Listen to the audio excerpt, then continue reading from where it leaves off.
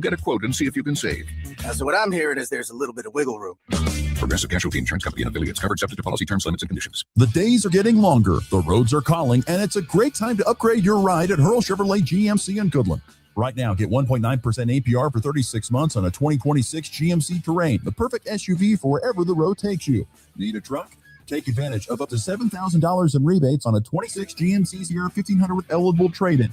And for serious capability, get $500 bonus cash on a new 2026 GMC 3500. See the full lineup today at Hurl Chevrolet GMC in Goodland or online at hurlchev.com. If you're shopping for a banking institution, visit with Equity Bank of Hoxie, Grinnell, and Quinter, Kansas. The Equity Bank is heavily invested in local business and activities contributing in many ways back to their community. Their employees are involved with many organizations and area events. Plus, a lot of experience comes with that staff. You'll find valuable local assistance when you bank at the Equity Bank of Hoxie, Grinnell, Quinter, and other locations in Western Kansas. The Equity Bank, member FDIC.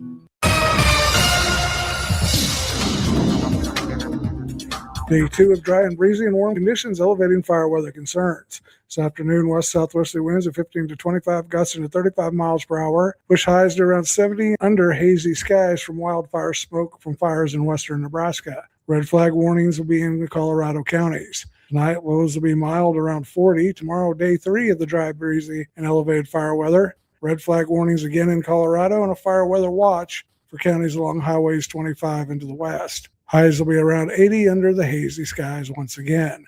South-southwesterly winds at 15 to 25, gusting to 35 miles per hour. Overnight lows will drop below freezing with the passing cold front. Sunday, north winds gusting 30 to 50 miles per hour with chances for light snow and flurries, especially in the morning hours.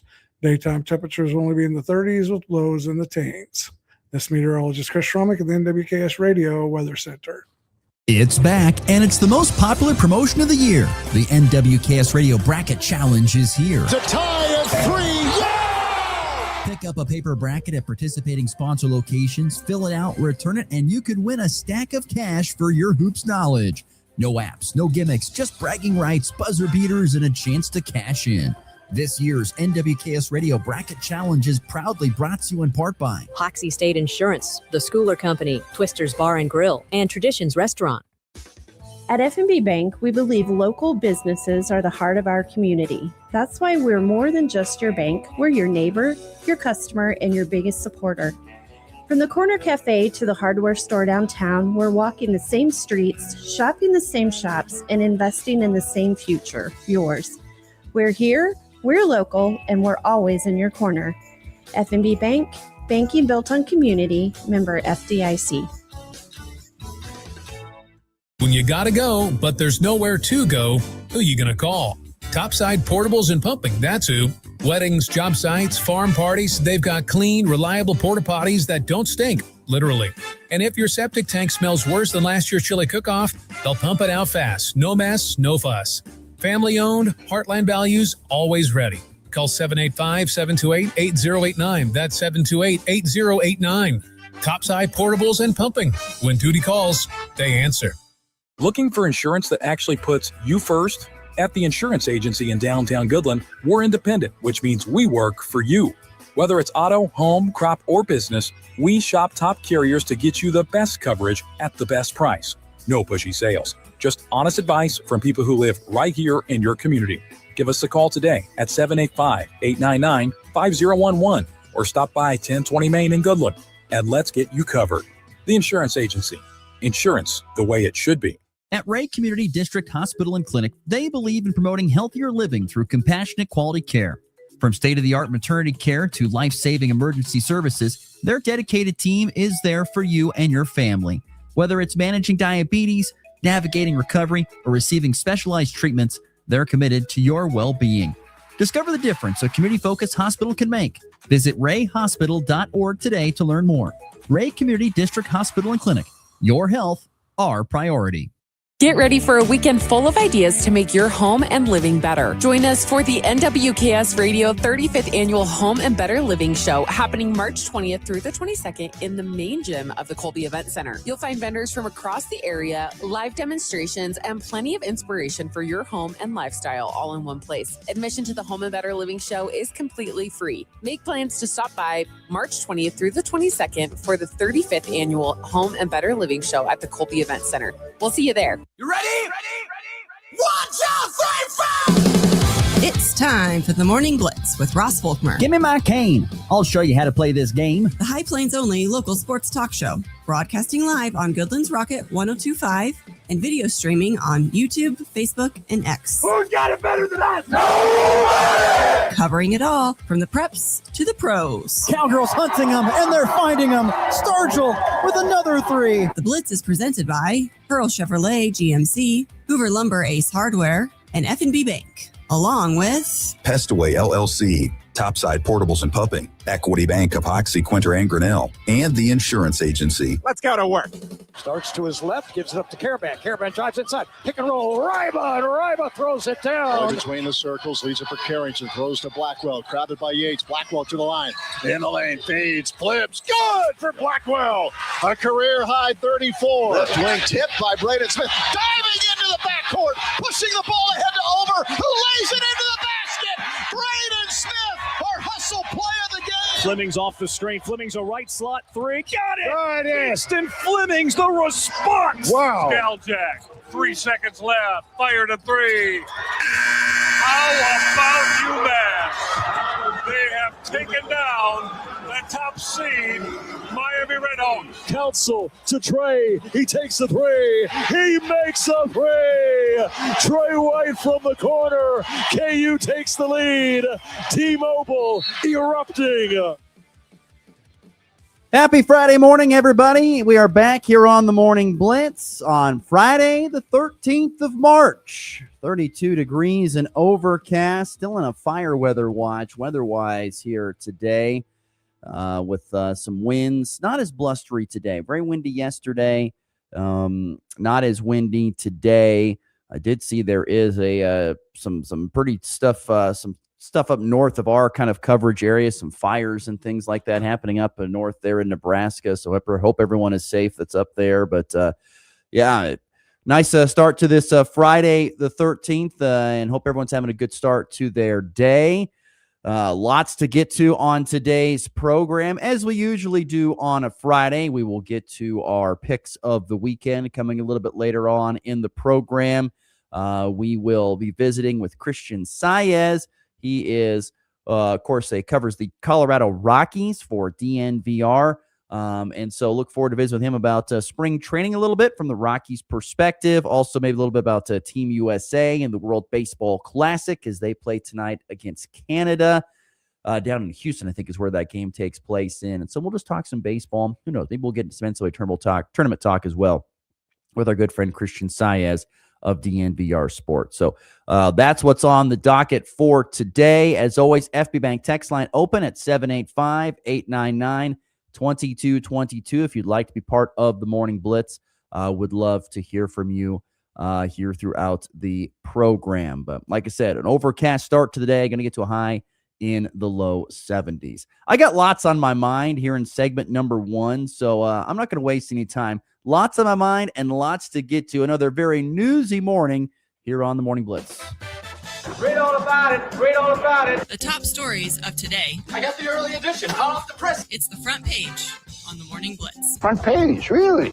Taking a look at the headlines from around the listening area. Got to start off with probably the news of the night. Probably what broke around 9:15 Mountain, 10:15 Central Time. So if you're just waking up, went to bed early, you may not know this, but it sounds like as if Gene Taylor and Kansas State have found their next head men's basketball coach, as it sounds like it's going to be Casey Alexander, not the coach from Utah State, but instead Alexander from Belmont is supposedly going to be the coach that is going to lead the Wildcats for the foreseeable future.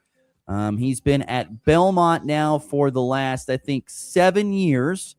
So has had great success at Belmont. In fact, he has not had a season where he has won less than 20 games.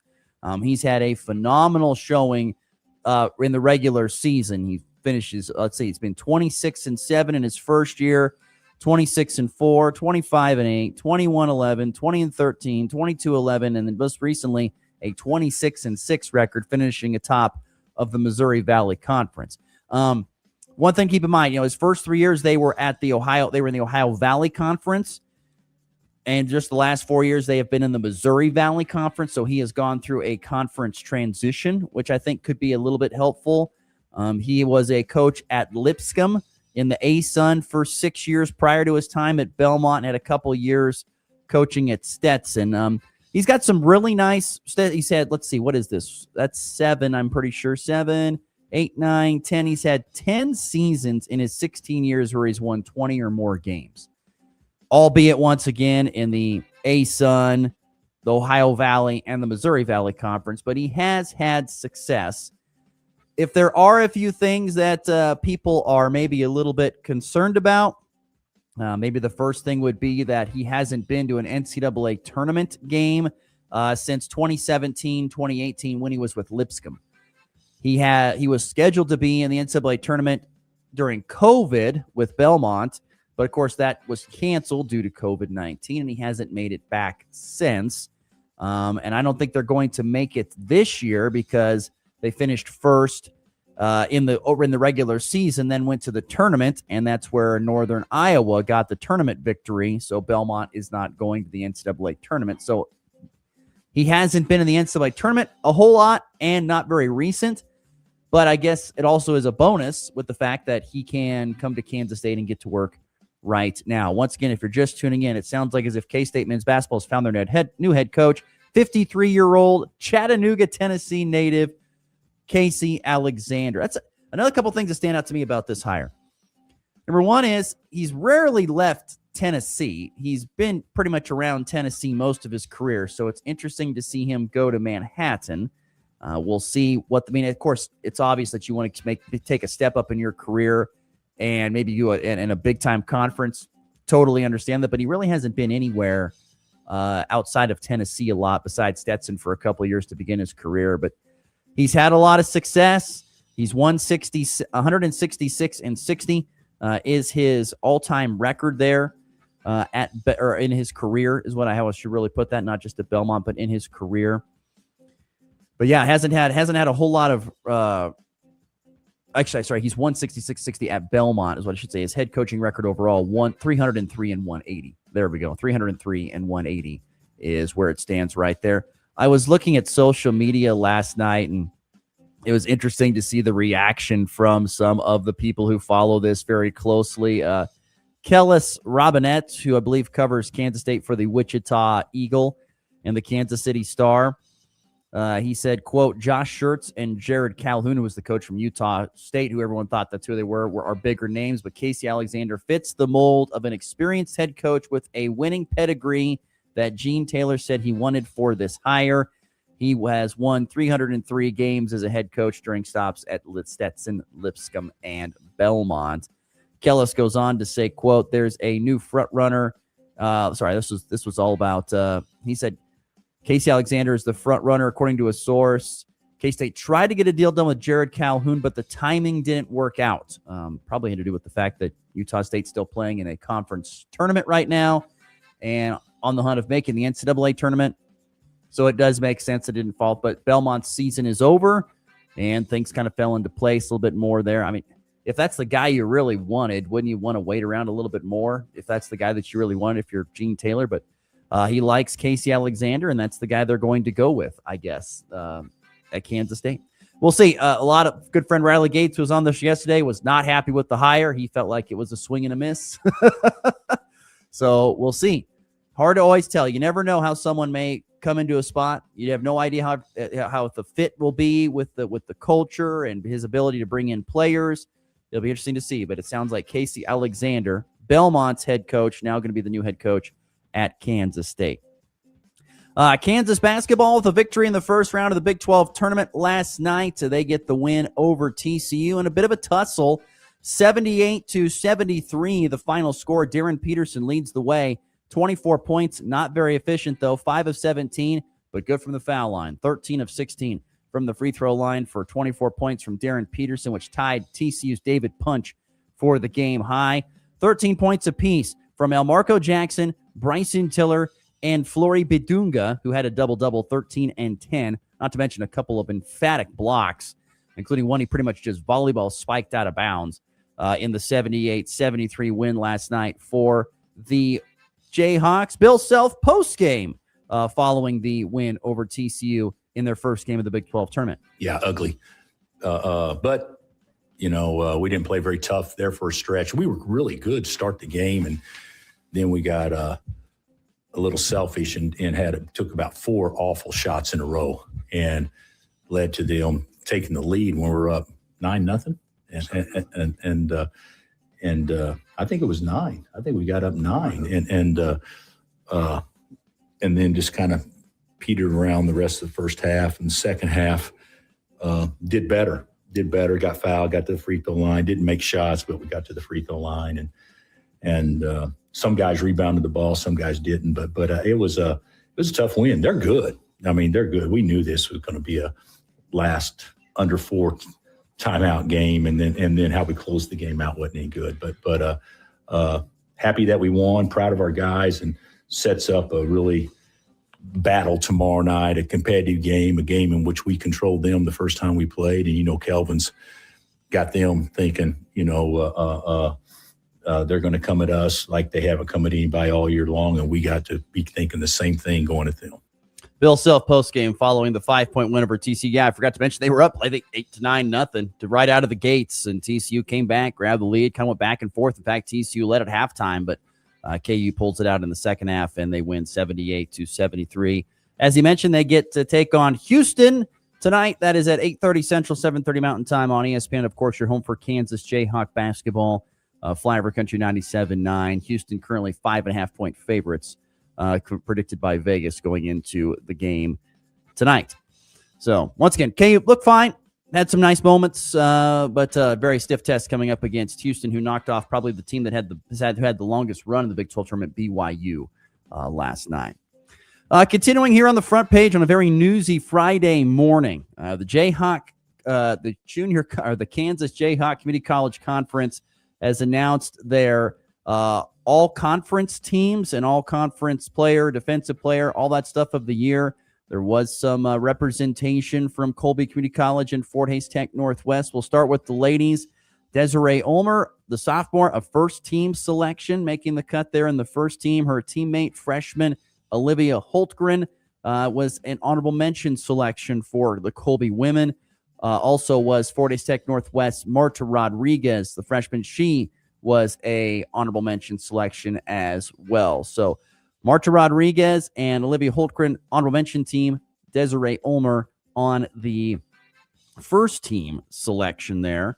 And then for the men's side, Fort Hays Tech Northwest sophomore Q Dixon, or Mark Quintez, or Q Dixon, everyone would call him, was on the first team. He made the first team. He was the only Tiger selected. And then in the honorable mentions, you found the lone Colby man selected, DJ Cason, the sophomore there. So not a lot of representation. The men's side, just one for each team. And let's see, coach of the year for the women's side, Mike Helmer of Butler, and the first-year head coach Eric Nitschke of Butler was the coach of the year on the men's side. So, yeah, I once again, these things I always find you have to have an unbelievable season if you're going to get a lot of representation. And for Colby Community College and Fort Hays Tech Northwest, usually don't have, the amazing type of seasons you have to do that. But I'm glad to see at least two. There were two players that I thought should have been on at minimum the second team and probably the first team, and they put him on the first team, which is good. Good to see Desiree Ulmer get on the first team for Colby. She was fantastic this year for them. And Q Dixon for Fort Hays Tech Northwest. He was their main key cog in the lineup, and glad to see that those two got first team selections from the Jayhawk Conference coaches, is who votes on that at the end of the season. All right, next stop here on the front page. A little quick update before we get to a break with the state tournament action yesterday. Did anybody happen to see the ending? It was a 3A boys semifinal game between Burlington and Heston. Anybody happen to see that? I had the video. I guess it didn't get uploaded. I guess that's probably what happened. I had a video posted, and I must have not gotten in the right folder, but that was an unbelievable game. Of course, Heston, is the reigning state champion. They've been a powerhouse. I think they've won state, 5 out of the last 7 or 8 years. It's been ridiculous. They're in the semifinals against Burlington, who hasn't been in a state championship game in 22 years. Burlington gets a 3 at the butt, so it goes into not only 1 overtime, not 2 overtime, but 3 overtimes. But in the second overtime, Burlington hits a 3 at the buzzer that bounces off the backboard, the rim, straight up, and comes back down through to extend that game into triple overtime. And then trailing again by 1 in the third overtime, a young man by the name, I think it's Trey Over, gets the ball running down the far sideline and pulls a step back fadeaway 2 from the baseline and hits the 2, swishes it, and sends Burlington to the state finals for the first time in 22 years. An unbelievable showing there. They will meet Wichita Collegiate, who did beat Silver Lake yesterday, unfortunately. I was hoping for a different result, but it'll be Wichita Collegiate against Burlington in the boys 3. I just wanted to bring that up because I saw this, quite the highlights yesterday from that state tournament action. On more of a regional/local note, a couple of GWAC teams are playing today. You've got the Holcomb girls playing today against Silver Lake as well. That'll be a very tough game. And then you have the Hugoton boys also playing today as well in state semifinal games. Hugoton also with a very tough draw. They get unbeaten Rock Creek. So Hugoton and Holcomb both in the state semifinals playing at the Hutchins Sports Arena. Both of them with very tall tasks with Rock Creek boys as well as Silver Lake girls. It'll be a couple of very interesting outcomes to see how those come out. But that's all today at the 3A state basketball tournament with a few semi-regional teams, at least teams that we see around here playing in the state tournament. And how about just one more quick stop here on the front page? This came out late last night. My head had hit the pillow when I saw this before this came out, and then I saw it this morning when I woke up. But it is official that the Big 12 will be transitioning back to the traditional hardwood court for the remaining of its conference tournament starting tonight. That's right. Last night, the games got over. They made a decision, and the LED court was removed from the floor, and a wood floor will be put in place for the rest of the tournament. The quote coming from Brett Yormark said, after consultation with the coaches of 4 semifinal teams, I've decided that in order to provide our student athletes with the greatest level of comfort on a huge stage this weekend, we will transition to a hardwood court for the remainder of the tournament. We look forward to a great semifinals and championship game. Couldn't agree more. They need to do this. The court is fun, but it's not safe. Too much slippage, too much stuff like that. A lot of complaints from players and coaches about being distractions and player safety. And so they're, look, Brett Yormark, we have learned in his time, is a very, very forward thinker. He thinks outside the box, and give him credit for that. He is great at thinking outside the box. Sometimes you think you get a little too far, you color too far outside the lines, you kind of run into this kind of issue. Neat idea, really cool, and like I said yesterday, from a fan's perspective, sweet. But from the player's perspective, where it should matter the most, it's not good enough. And someone I saw on social media made a quote saying, really, don't you want the focus of your tournament to be on the players and the greatness of your conference? And this is a great basketball conference, obviously, in the Big 12. Don't you want the focus to be that and the action on the floor, not what's literally on the floor or under the floor? Don't you want the focus to be that? And that's what it sounds like. It could be something that we see a little bit later on when they develop a different thing to lay over the top, maybe. And maybe it's something that the players can't see, but fans can. Some type, like that. It's like your iPhone screen when you have to hold it the right direction. I don't know. I'll be intrigued. But going back to the hard way, give credit to Brett Yormark too. Despite he knew that, all right, this isn't working. We have to make a change, and they were prepared to make a change. they had the other floor apparently nearby to put it back in place. So, you know what? Great idea for thinking outside the box. It didn't work, but even a better idea to say, you know what? This isn't working. We're going to go back to the hardwood floor and go start there tonight. And so tonight there will not be a video board floor. It will just be a regular floor. I'm guessing it'll still be gray, which I wish they'd get away from that. I love the color gray. I think it's sharp, but at the same time, I don't like it on a basketball floor. It's very dull, as we've said before on the program. So how about that for news? Yes. Let's see here. On the F&B Bank text line, 785-899-2222. JR, I'm sorry that you're late to the party yesterday. Connor was with us on Monday. He left us after that to go take a job in minor league baseball. So Connor is no longer a part of our show here. He is off to Virginia to cover minor league baseball. And so that is where he is headed to. Sorry, JR. I know that was on the FB Bank text line. Yeah, for those who are tuning in for the first time this week, and I already said I'm talking with myself. Apologies for that, but that's the hand we've been dealt. Was informed Monday that Connor Shue would be leaving and heading to go cover minor league baseball in his next career opportunity, going over to Virginia. So that's what he's doing. Then there you go. That is the front page. Like I said, very newsy Friday morning, highlighted, of course, by the news that K-State has a new head men's basketball coach, apparently. Belmont's Casey Alexander, apparently going to be the new head coach at Kansas State. A lot of, like I said, probably a little bit more eyebrow raising by K-State fans from what I've seen on social media.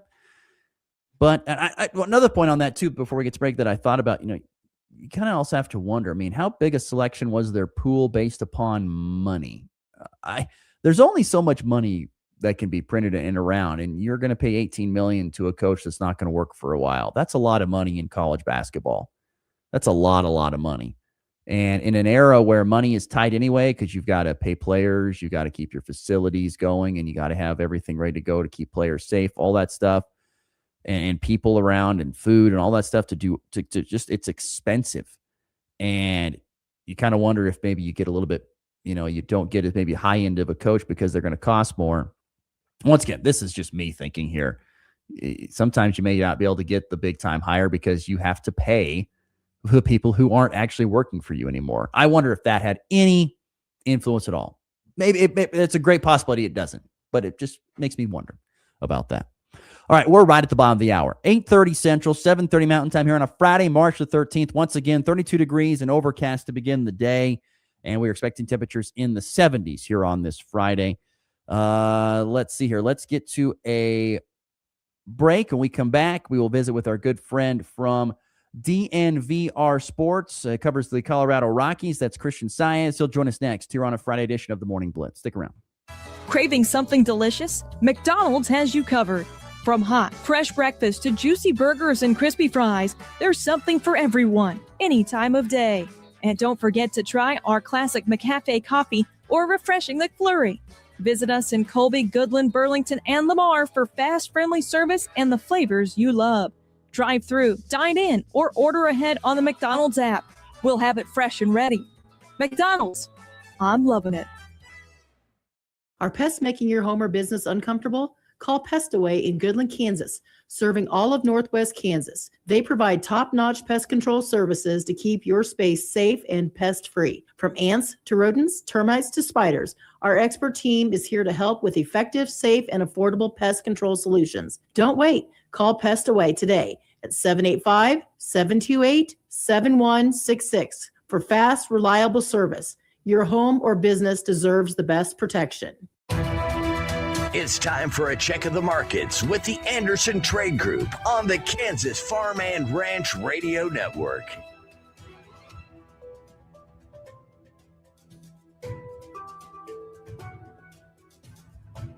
Good morning. This is Tom Saludo with the Anderson Trade Group with your overnight market report on March the 13th.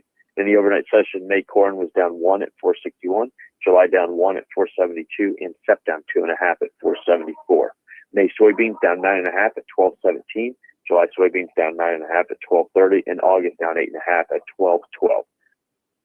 May KC wheat is up 1 at 6.14. July KC up 1 at 6.28. And Feb KC up 1 at 6.43. The Dow Jones is currently up 220 points at 47,235. S&P is up 33 points at 6,710. NASDAQ is up 118 points at 24,892. Gold is unchanged at 5,126 an ounce. Silver slightly down at 84.5 an ounce, and crude oil is slightly down 3% at 93.30 a barrel. If you're out in the Colorado area and have any grain to market or risk management questions, please call John Hankey or John Stiles at 970-744-4484, or you can call myself, Tom Saluto, Jared Law, or Tyler Ghosh at 913-748-3000. Thank you. The Anderson Trade Group, proud market partners with Kansas Farm and Ranch Radio. Find out more at andersongrain.com. The risk of loss through trading futures and or options is substantial, and each investor or trader must consider whether this is a suitable investment. Past performance, whether actual or indicated, is not indicative of future results. The Anderson Trade Group has no guarantee that the advice given will result in profitable trades.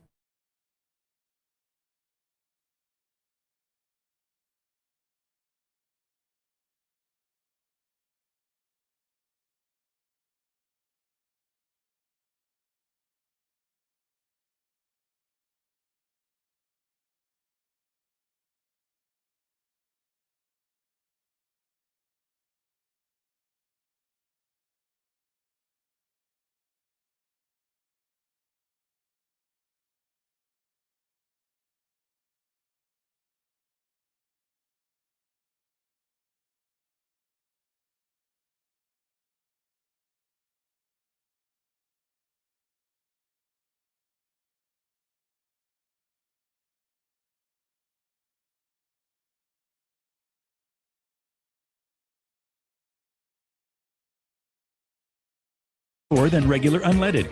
For the nature lover, E15 provides cleaner air. For the shopper who buys local, E15 has more ethanol from our Kansas corn farms. Choose E15 for a higher octane, lower price, and cleaner American fuel.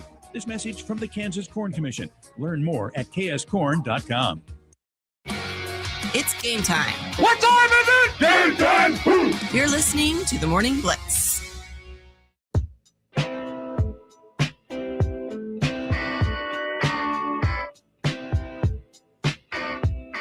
All right, we're continuing here on a Friday. Thanks again, EpiBank text line, 785-899-2222. Our friend Steve from Binkelman saying, talk about Casey Alexander. Yeah, it was probably the less expensive option for K-State basketball. Like I said, I don't know if it has really any impact at all in the hiring situation. I don't want to say that. It could have played a minor factor, though, of going after someone a little bit bigger, better, possibly. We'll see. All right, let's get to our good friends on the Hoover Lumber Ice Hardware Hotline, and we are joined now by our good friend from DNVR Sports. He covers the Colorado Rockies. That would be our good friend Christian Saez. Christian, good morning. How are we doing today, buddy? Good, man. Baseball season pretty much already on us, and things are looking up. Summer's right around the corner, man. It's a good time to be enjoying some sports. What have you been up to these last few months? There's no season. I know there's off-season stuff, but what are you guys doing there? What do you kind of do with your time? Yeah, I actually kind of I jump around a little bit. I actually called some college basketball, did college football in the fall for ESPN. So I stay busy, during I guess baseball off season. But I got to say, once baseball comes around and basketball's wrapping up, it's always a good time of year for me, getting ready for summer activities. What were some of the big games you called, or some of the better games that you saw this off season, with football and basketball?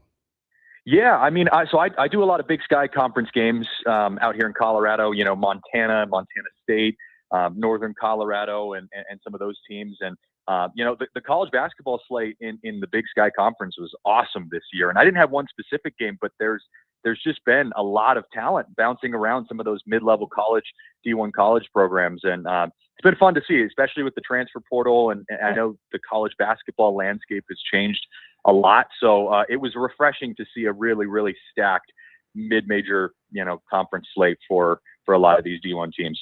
They probably have one of the best, nicknames for their tournament, Starch Madness up there in the Big Sky. Yeah. Doesn't get much better than Starch Madness, right? No, out in Boise, Idaho, man. Can't beat that.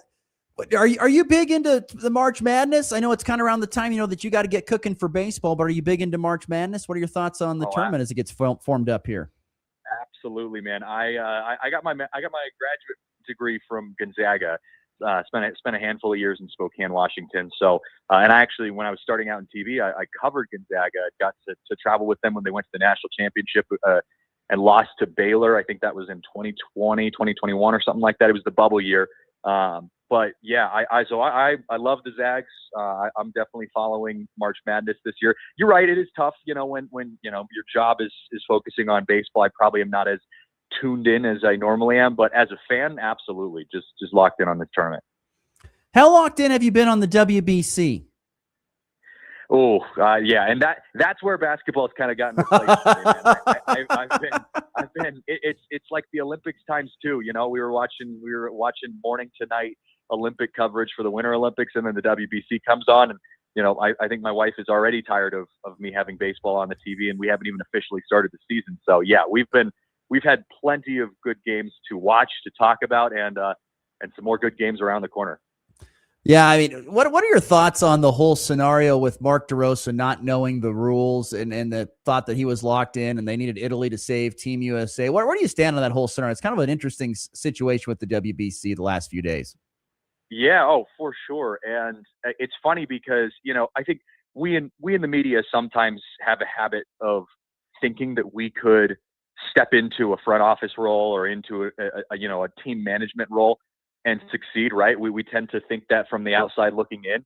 And then I see those kind of things where Mark DeRosa, talk show host with MLB Network, sure, he had a playing career back in the day, but not a manager by trade. And I see that and I'm like, oh yeah, maybe I wouldn't be cut out for something like that. I think there's a lot more to managing than people think. I think there's so many moving pieces, especially in the WBC, where there's all these mathematical tiebreakers and all this kind of stuff. So not a great look for Team USA. Lucky that they snuck in. I think it's better for the tournament that they're in there, getting to play against Canada, coming up. And then, depending on how that goes, they could end up getting into the championship against, a Team Japan or Dominican Republic. And so it's great baseball. This has been an awesome tournament. I am so excited to just sit down on my couch and be watching baseball for the next couple of days. I think maybe the thing I enjoy about it the most is probably just the crowds. It's not a typical baseball crowd that you see watching some of these games, I feel like. No, and I actually went in 2017. I was in LA, went to Dodger Stadium for the World Baseball Classic Championship between Puerto Rico and the United States. And, Team Puerto Rico playing in LA, there's a large Puerto Rican community in LA. It was, I would say, 70-30, Puerto Rican fans to U.S. fans, and, their trumpets and drums. I mean, it's like watching a World Cup game, but in baseball. And it's just such a unique experience watching them play in Japan at the Tokyo Dome, and, just all of the different cultures that kind of come together. I absolutely love it because I think it just takes an already amazing sport in baseball and elevates it to something a little bit more. So absolutely fun to watch. Once again, we are joined on the Hoover Lumber's Hardware Hotline by our good friend from DNVR Sports, covers the Colorado Rockies, Christian Saez, here on the Morning Blitz. Okay, let's talk some Rockies ball. I got to give Colorado credit, Christian. They didn't just sit on their hands their offseason. They at least showed signs of a pulse and went out and did some sort of movement. What are your thoughts on the offseason moves from the Rockies? Well, the offseason was kind of split up into two realms for the Colorado Rockies. One, you had to fix the dysfunction that this organization has been working within for almost a decade now. And they did that, right? They fired their general manager resigned, and they came in and they hired a bunch of outside baseball minds. And, Paul DePodesta, the president of baseball operations, you've got Josh Burns, the general manager who was previously with the Dodgers. You've got Tommy Tanis and Ian Levin, and all of these different baseball minds from outside of the organization. That just by itself, I think, fixed a lot of the dysfunction, at least just the ground level dysfunction that the organization was working from for the last 10 years. And then the other side of that is you got to go start putting together a roster. Now, it was tough because by the time you had hired everyone this offseason in the front office, you were a quarter to almost halfway through the offseason already. So, they were kind of behind the ball to begin with, just unfortunately because of the timing. But I think they did enough, right? They're not expecting to go to the playoffs this year. It's going to take a long time to get the rebuild truly up and running. but I think this is that first step, right? And you have to start making steps forward. And what I always say on my show is this is a year for the Rockies where you're trying to raise the floor, right? You're not expecting any huge changes. You're just trying to become a little bit more competitive, trying to get your foundation more stable so that in the future, especially after 2027, when we kind of figure out where baseball is going, then they can start to make bigger moves to be more competitive. It's not going to be anything too flashy this year. And I think people outside of the Rockies world look at it and say, oh, well, what did they do? Like they didn't make any big splashes, but I think they were necessary moves to, like I said, kind of just reset the foundation, and then you can move forward in the future. When it comes to player acquisition and whatever you want to call it, releasing, whatever, what were one or two that really stood out to you this year? Well, I'll look at it from both sides. First, from the releasing side, the Rockies released a couple players. This new front office released a couple players that we were surprised about, and not in a bad way, but in the sense that it really showed they were turning the page.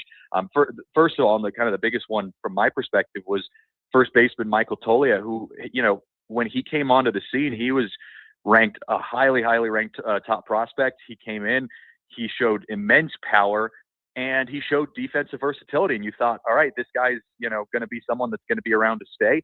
And he just didn't develop at the big league level. He was really struggling last year. He had the highest K rate in baseball by a long shot, and he just couldn't quite find his swing. And, this Rockies new front office came in and said, yeah, you know what, for whatever reason, whether it's, looking at the data, the analytics, however we're evaluating this, he's not a part of this moving forward. It's kind of out with the old, in with the new. So that was really interesting to see them not, giving too much stock to some of the old players, but just turning page, a fresh start for this organization. And then from the other side, from the acquisition side, I think Michael Lorenzen, who we just saw pitch for Team Italy, which is, I think a lot of people, if you watch that game, probably wouldn't have thought Michael Lorenzen is going to be wearing a Rockies uniform this year, right? I mean, he pitched with the Royals, the Phillies. He's kind of bounced around a lot, but he's a veteran that, like I mentioned, I think can raise the floor for the Rockies. He can be more competitive. He can allow this team to have more competition, even within the prospects, because so often last year, we saw guys getting called up that had no business getting called up, but there was no other option, right? There was no one above them at the big league level that was good enough to keep them from getting called up. And I've talked to Paul DePodesta, the president of baseball operations for the Rockies, and he's basically told me, look, we don't want guys, we're not handing out spots here. Guys, if you're getting called up, you better earn it, and that's what we're trying to create. And so Michael Lorenzen, guy with 9 pitches and really good big league experience. Jose Quintana, for the Brewers, been pitching in the playoffs for a while now. He got signed this offseason. So like I said, nothing huge, nothing monumental, but enough to raise the floor, make it a little more competitive for the younger guys who aren't ready yet.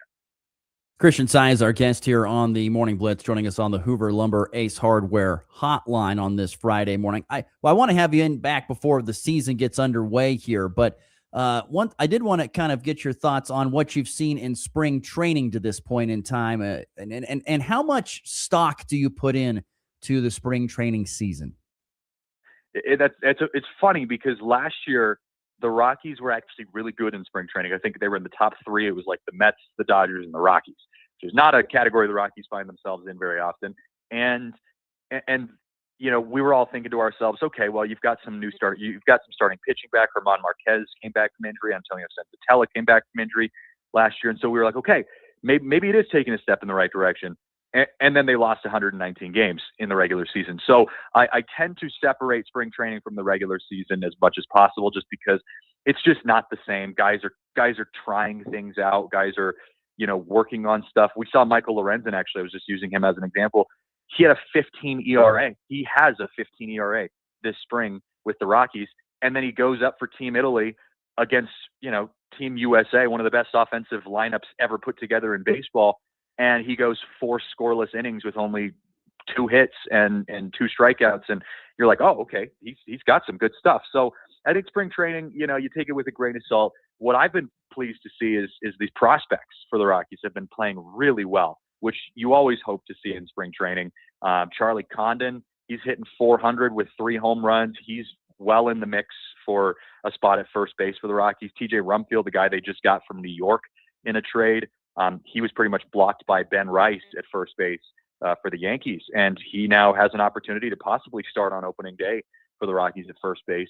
He's been another one. So I think the right people are having a good spring that makes me feel good about it. But I'm not really looking at wins and losses, and I definitely, if I had to predict how many games the Rockies would lose this year, I still think they'll lose 100 games, but I think it'll be significantly less embarrassing than it was last year at 119. Okay, let's imagine that we're playing MLB The Show. Who's going to be the highest rated player on the Rockies roster, and will he be that throughout the course of the real regular season? Ross, that's a great question, and I was just talking about this yesterday. It has to be Hunter Goodman, first of all. He was your All-Star. He was a Silver Slugger, and I know All-Stars can be tough sometimes because, technically every team has to send an All-Star, but I truly believe Hunter Goodman deserved to be the All-Star pick for the Rockies. He was by far the best offensive catcher in the National League, or at least in the conversation for the best offensive catcher in the National League alongside Will Smith. And his numbers back that up. I mean, he won the Silver Slugger. So I think Hunter Goodman is your best player, but his spring numbers, again, we're talking about spring training here. He's hitting 111 in spring training. And so I'm kind of trying to remind myself, just like I was just saying, spring training doesn't mean as much, right? It's not a good indicator of regular season success or failure. So I still think Hunter Goodman, can have a really good season. I'm not really that worried about him. He's got a great swing. He's been working on some stuff in spring training. I think he'll have a good sophomore season, but the Rockies also need him to have a good sophomore season because we've seen the last few years some guys who went on big breakout seasons. Nolan Jones had Rookie of the Year votes just a couple years ago for the Rockies, and his sophomore season did almost nothing. Brenton Doyle last year, he won a Gold Glove, and although it wasn't his sophomore season, he won, back-to-back Gold Gloves and then kind of fell off the map last year. So the Rockies need Hunter Goodman to get consecutive good seasons put together here, and I think he's got the stuff to do it.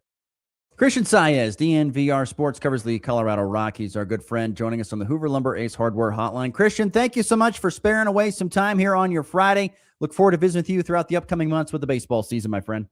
Absolutely, Russ. Thanks for having me on. Once again, great stuff there. Christian Saez joining us here on the Morning Blitz. Great stuff there from him.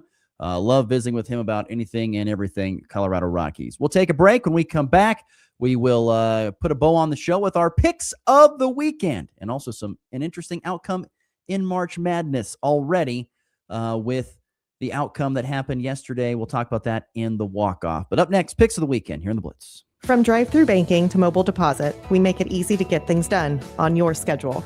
Banking should fit your life, not the other way around. This is Jessica Von Lintel at F&B Bank. Banking made simple. In a small town, your banker should know more than just your account number. They should know your name.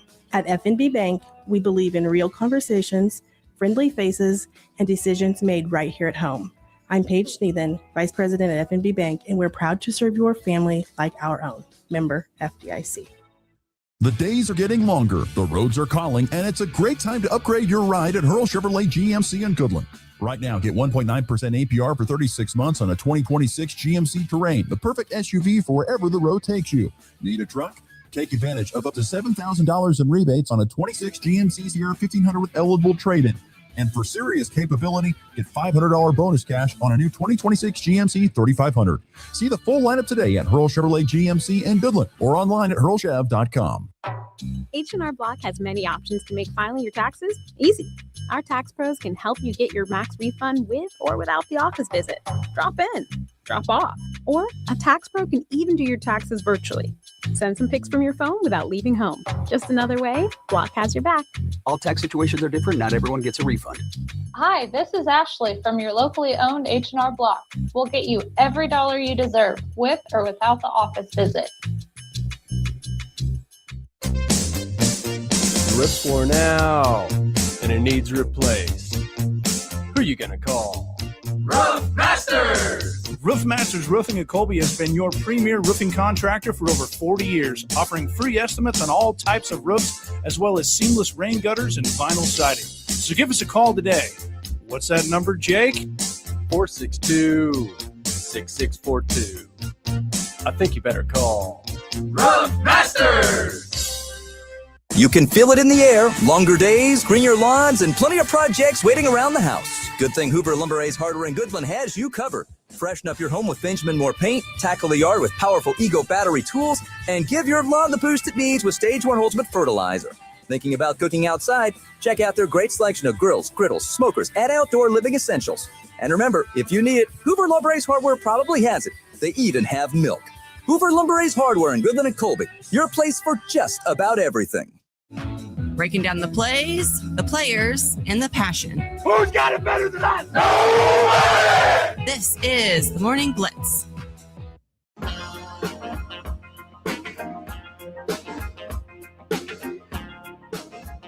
Once again, thanks to you, the listeners, and Christian Saez, everyone for joining the program today. Been a fun Friday thus far, and we are not done with it yet. Real quickly, before we get to our picks of the weekend, I wanted to touch on a couple things that I had not gotten to yet. Colby Community College baseball lost both their games yesterday in its home doubleheader against Butler. They lose 11-10 and 21-4. Pitching seems to be a problem for the Trojans thus far. Cannot keep opponents away from the double-figure mark. Everyone talks about crooked numbers, and those are bad, but you don't want to see double figures. That's even worse in baseball, and that's been a big issue. Trojans have lost 7 straight, remain winless in Jayhawk play. They go to Butler on Saturday for 2 more games of that 4-game series. Saturday, you've got Colby Community College and 42nd Northwest softball, both at home. Trojans hosting Hutch, Tech Tigers hosting Garden City. And tip of the cap again, more postseason awards for Goodland native and Fort Hays State basketball player /star. Telexa Weeder, she was named the D2CAA Central Region Player of the Year, and deservedly so. They, by the way, play today to the Lady Tigers in the Division II tournament against Harding in the Central Region. That is up at Minnesota State Mankato, I think is where that is being played at. So best luck to Telexa Weeder and her team, and congratulations once again on a phenomenal junior campaign that Telexa Weeder is having. All right, let's get to it. Picks of the weekend. All right, so it's not going to be a baker's dozen today. We're not going to do that. Don't have time for it. And it's honestly a little harder to find all the picks. So we'll do a good slate of college basketball, a few college baseball series predictions, mostly sticking regional, and then we'll cap it with one other just semi-rando, not really. We'll start first and foremost with the big game tonight, Big 12 semifinals in the Big 12 tournament. Actually, I have both semifinal games. You've got KU taking on Arizona in the nightcap tonight. 5.5-point favorite are the Cougars. I am rolling with Kansas on the cover. I think KU will have obviously KU will have the home court advantage. I understand that Houston is a tough team. I feel like, though, Kansas is able to get it done over Houston. And I'm not saying Kansas will win. I'm just saying that they get the cover. They might win, but I definitely think they get the cover. Does Kansas. 5.5-point dogs against Houston, pretty much in home court. Arizona, 4.5-point favorites versus Iowa State in the other semifinal. I'm taking Iowa State on the cover here. It's once again, same type of deal. It becomes Hilton Coliseum South there in Kansas City. Going to be a great home crowd. And I think that propels Iowa State, who's playing really well over a very good Arizona team. One of the 2-3 best teams in all of college basketball is Arizona. But I think Iowa State gets it done with the home court advantage. We could see KU Iowa State for a championship game. That'd be pretty entertaining coming up on Saturday. Also today, 5 o'clock. Is it 5 o'clock Mountain? Yeah, I think it's at 6. No, it's at. I'm off on my time here. I'm gonna look it up right now, so I have the times right. Don't want to be wrong. 5:30 Central, 4:30 Mountain Time. Nebraska begins its Big Ten tournament play as the 2 seed there in Chicago. They get Purdue, who walloped Northwestern yesterday in their first game of the tournament. Purdue, 3.5-point favorites there in the tournament. I don't feel great about this game. I've got my Husker quarter zip on, and I will always pull for the Big Red, but I feel like Purdue's going to get this one, so I've got Purdue covering the 3.5 at this point in time, so I'll take Purdue covers. Moving into college baseball, K-State, Nebraska, and Kansas all in action this weekend, taking serious predictions. I'm going to say K-State baseball on the road at Houston. Houston's 11-5. They've got a rotation on their pitching staff that is one of the best in the Big 12. I think they're number 3 in the Big 12 when it comes to starting pitching staff ERA. I still think Kansas State's bats are really, really good. They're 13-4 this year. I got K-State winning that series at Houston at this point in time. KU baseball is on the road down in Lubbock taking on Texas Tech. Texas Tech is in the midst of a 15-game homestand to begin their season. They have not left Lubbock so far in this college baseball season. How nice it is to be in that warm weather in the South. I got KU baseball going down there, and I've got Tech winning that series. I'll take Texas Tech to win that series over Kansas. KU kind of stumbled a little bit here the last couple of weeks. Give me Texas Tech at home, getting that series win over KU, taking at least 2 out of 3. And then Nebraska baseball steps away from Big Ten play after just one series last weekend in a sweep of Michigan State. They host the Black Bears of Maine, which, by the way, Maine has been to the College World Series in baseball 7 times. Now, nothing as recent as I think it was the 1980s, but kind of a baseball, old school baseball power in the Maine Black Bears. But Nebraska baseball really playing well right now, albeit against some below probably level competition. I did a Connor Shue, make the lineup there, over under 2.5 wins in the series for Nebraska.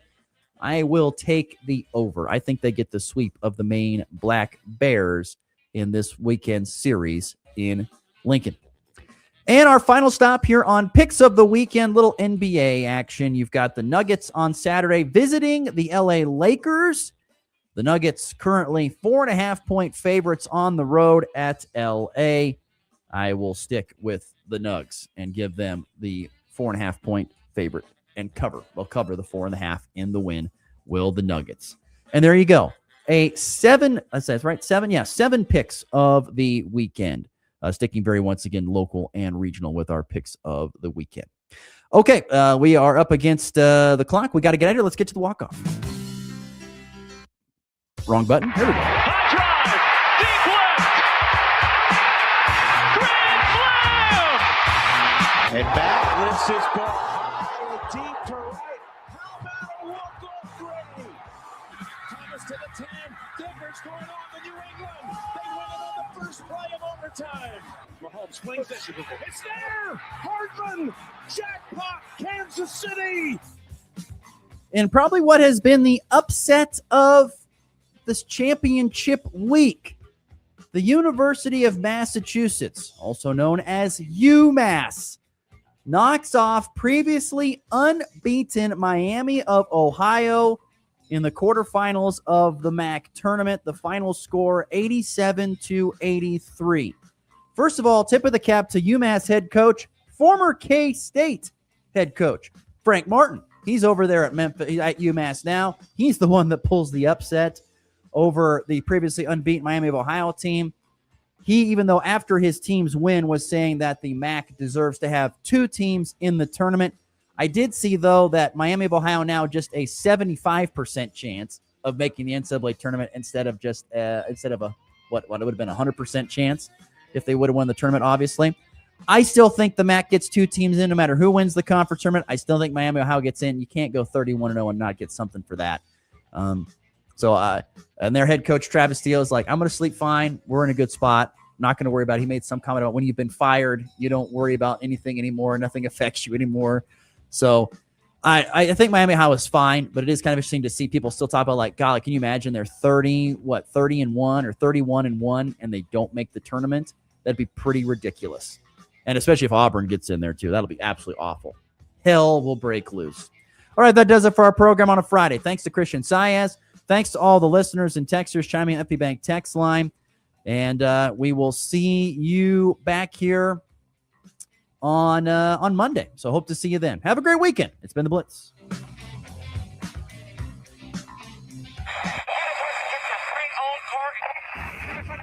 Rocket.